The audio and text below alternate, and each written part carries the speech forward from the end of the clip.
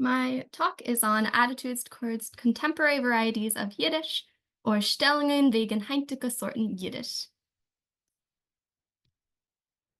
Uh, I'll start with an overview of my presentation.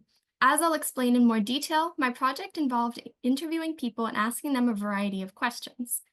Here, I analyzed their answers for what they think good and bad Yiddish mean, thoughts about mixing other languages with Yiddish, thoughts about klal or standard Yiddish, and more broadly, how they reacted when I asked these questions. While I provide many of my interviewees' quotes in this presentation, I do want to note that when a translation from Yiddish to English is given, the translation is my own, and therefore any mistakes are my own. As some background, I conducted interviews with 30 Yiddish speakers and learners in Boston, Montreal, New York City, and at Yiddish Woche, a week-long immersion camp where I interviewed mainly New Yorkers.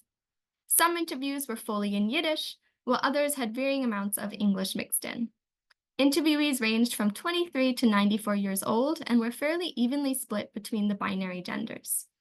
Interviewees were also divided into native speakers from both Hasidic and non-Hasidic backgrounds, heritage speakers who had had at least some exposure to Yiddish as a child, and adult learners of the language.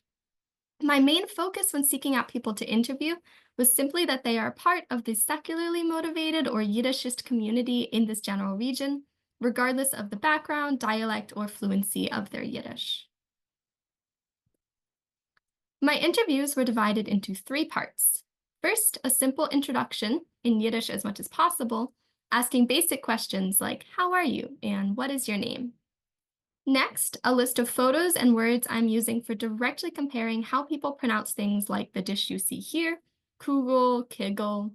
The majority of the interview was the third part, where we discussed more in-depth questions about language background and language attitudes. While quantitative analysis of different pronunciations is the main focus of my dissertation, for this presentation, I'm qualitatively analyzing responses I got to the specific question, "Was meint gut Yiddish?" What is good Yiddish? And is it the same thing as klal Yiddish? So, starting with how people defined what is good Yiddish, you can see here paraphrased or translated responses, with larger responses being more common. The most frequent response, 7 out of 30 people, said something a lot about good Yiddish being fluent Yiddish.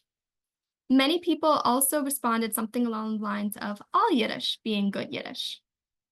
Other common responses included noting that good Yiddish is grammatical or idiomatic.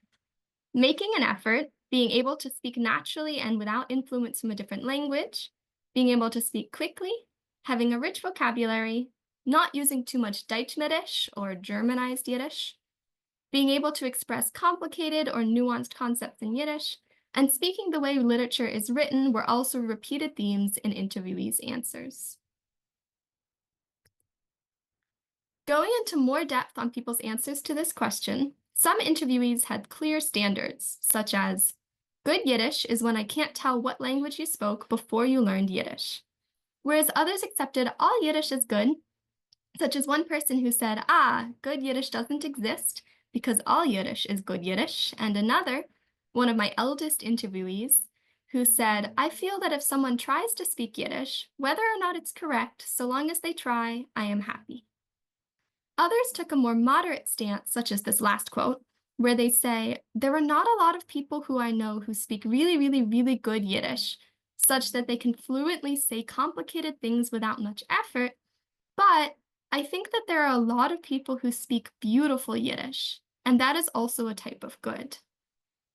Overall, these responses suggest to me that there's a sort of tension between wanting to be welcoming to new learners and advanced non-native speakers, while also being authentic to the language. This tension seems to be felt by speakers regardless of their language background, as both native and non-native Yiddish speakers express these points of view. Only one person in my interviews actually gave a definition for bad Yiddish, and it ties into that desire not to discourage learners. They said, I think that bad Yiddish is Yiddish when it's clear that you feel like it's not a real language, like you aren't trying. Making mistakes isn't bad Yiddish, it's beginner Yiddish. This speaker was not alone in expressing that one does not need to have perfect grammar or make no mistakes to speak good Yiddish. Around 6 interviewees expressed something along these lines, both in connection with learners and with native speakers who do not speak Yiddish according to all academic Yiddish grammatical standards. Another common theme in the responses had to do with Hasidic versus more Yiddishist Yiddish. Several of my interviewees expressed something along the lines of the second quote here, where there's a mutual sort of admiration for each other's types of Yiddish. This speaker said, I have friends who were raised Hasidic, and one time a friend said to me that you speak good Yiddish, and I thought, no, you speak good Yiddish. And yeah, they're both good, I think. In addition to mutual admiration, I see connections between this trend and other expressions of linguistic insecurity, to borrow a concept from one of yesterday's panels, or linguistic dissatisfaction that I've noticed throughout these interviews. Some speakers feel that they mix in too much English or have too small a Yiddish vocabulary, whereas others feel they speak an artificial variety of Yiddish that none of their ancestors would have spoken. We'll return to this theme in the upcoming discussion of Klal Yiddish later in the presentation. Continuing with the theme of mixing English and Yiddish, interviewees had some opposing opinions about whether or not mixing is okay. One speaker from a Hasidic background said, for me, any Yiddish, any literarische Yiddish, literary Yiddish, can be good. I'm not talking about Yivo or not Yivo. I'm talking about people who speak Hasidim who don't speak real Yiddish, they speak Yinglish, you know what I mean. This attitude is overall quite different from the common ones found by Bleem in 2018, who only notes one outlier from his interviews who came from a Hasidic background and looked up to Yiddishist Yiddish as being more elegant. Since Bleeman's research spoke with more active members of Hasidic communities, this difference could potentially be the result of me having primarily spoken with those who are no longer members of Hasidic communities. Another speaker in my study, also from a Hasidic background, was okay with mixing in general, but said speakers should use Yiddish words when one exists, saying, if you mix in words from other languages when there are Yiddish words for them, for example, Hasidim say window instead of fenster, they speak a weaker Yiddish. They say this themselves, but I think they have their own standards. Yeah, that's not to say I'm against inserting English. English is fine, like Slavic, like German. If there's no concept in Yiddish, you can insert. If there is the concept, you don't need to have the other language. Other interviewees were mostly okay with mixing, recognizing it as a natural process of language change, but did worry about too much English use in Yiddish threatening the language or the future of it. Lastly, some interviewees accepted the mixing of languages, such as one who said, good Yiddish, which code switches with English, is good Yiddish. It's worth noting here that some of my interviewees have studied or been exposed to linguistics or the concepts of prescriptivism and descriptivism. These linguistic concepts outline different ways of approaching grammar and language use. A prescriptive approach to grammar decides what people should or should not say. Sometimes this perpetuates biases held by people in positions of authority, but it's worth noting that at other times, prescriptivism can be a way to try to avoid using harmful language. A descriptive approach to grammar is more common in linguistics as it simply observes how people use language. Similar to how in my presentation today, I'm primarily reporting what other people have said rather than discussing my own opinions about what good Yiddish is.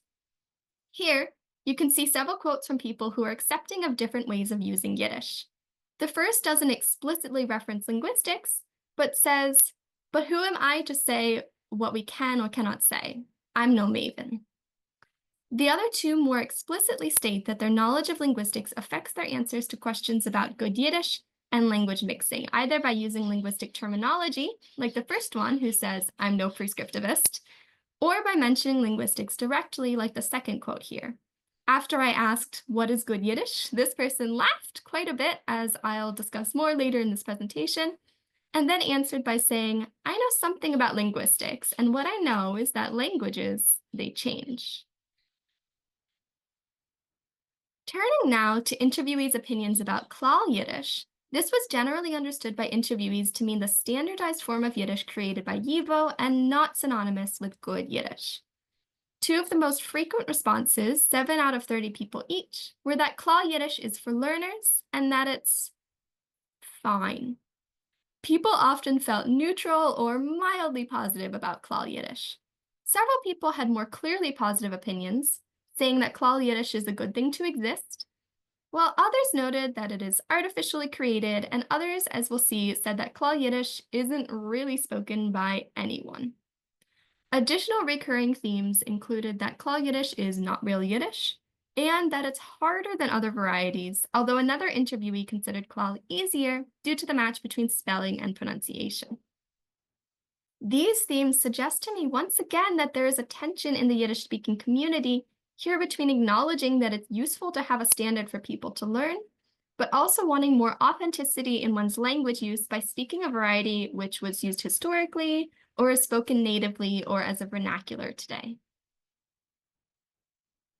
Here are three of those quotes about no one speaking Klal Yiddish. One interviewee who said they preferred the Voluner dialect over Klal Yiddish said, "But it's not, no one speaks. Only people who learned Yiddish later in life speak Klal Yiddish. It's not a real Yiddish that people speak." Another person was overall more positive about the variety, but did note that when they made Klal Yiddish, they took a little from here and a little from there, and what they made is a language that no one speaks. A third interviewee started saying that no one speaks Klal Yiddish, but self-corrected to note that things are changing today. They said, there's no such dialect. No one speaks. Today, yeah, today there are a few families which speak Klal Yiddish as a mother tongue. These answers point to a potentially shifting attitude as more people are raised speaking Klal Yiddish and more people become aware of that. While it is true that when Klal Yiddish was created, it was no one's native language, as the third quote notes, there are people today for whom it is a mother tongue. One of my interviewees also connected the creation of Klal Yiddish with the creation of the Yiddish Duolingo course. This course had to make a decision about whether to teach Hasidic or standardized literary Yiddish, and similar to how Klal Yiddish itself was created, ultimately settled on a mixture. In the future, I think it might be interesting to see if a Duolingo-influenced dialect of sorts might emerge. Another common theme in discussions about Klal Yiddish was that even when it's accepted as a valid or good variety, people would rather speak a different variety of Yiddish. One interviewee said, "At first I learned Klal Yiddish, but I found that the other dialects, which are not invented dialects, are more Heimish to me." Another also used that word Heimish or Hamish, which means something like cozy or familiar. They said, "Once I thought that Klal Yiddish is not really good Yiddish. It's what I have, that is what I learned in school. I always think that gesinnt is better than gesund and more Hamish and real." So here, gesinnt would be a different dialect's pronunciation, and gesund would be the Klal Yiddish pronunciation. These responses once again tie back to those ideas of authentic Yiddish, as well as potentially a sense of nostalgia for ancestral dialects. The last thing I want to note is how people reacted to the question itself. This follows Preston's work on language regard, which advocates for studying not just what is said, but how it is said. 8 of my interviewees had some sort of initial reaction to the question, "What is good Yiddish?" making this tied for the second most frequent response, after the most common theme, which noted that all dialects of Yiddish are valid. People's reactions, their initial reactions of going, "Ooh," "Oi," or laughing, suggest to me that the people see potential for controversial or diverse answers to this question. As we've seen in my presentation, they were indeed correct that many people had many different answers to the question, "What is good Yiddish?" To summarize some of my findings then, answers to the controversial question of what is good Yiddish tended to focus on one or both of these main themes. Good Yiddish as fluent, grammatical, idiomatic, etc., or all Yiddish is good Yiddish so long as you try your best. When it came to feelings about Yiddish mixed with English, people expressed that such mixing is a natural part of language change, especially for such a perpetually diasporic, minoritized language like Yiddish, but people also worried about such mixing as a threat to the authenticity or vitality of the language. My interviewees viewed Klal Yiddish as a useful tool for learners and other contexts where a standardized language is important, but also sometimes felt that Klal Yiddish is artificial or not genuine Yiddish. In their discussions about Klal Yiddish versus other dialects, I noticed themes of linguistic insecurity, a focus on speaking authentic Yiddish, and nostalgia for ancestral ways of speaking. And with that, here are my references and a Dank. Thank you very much.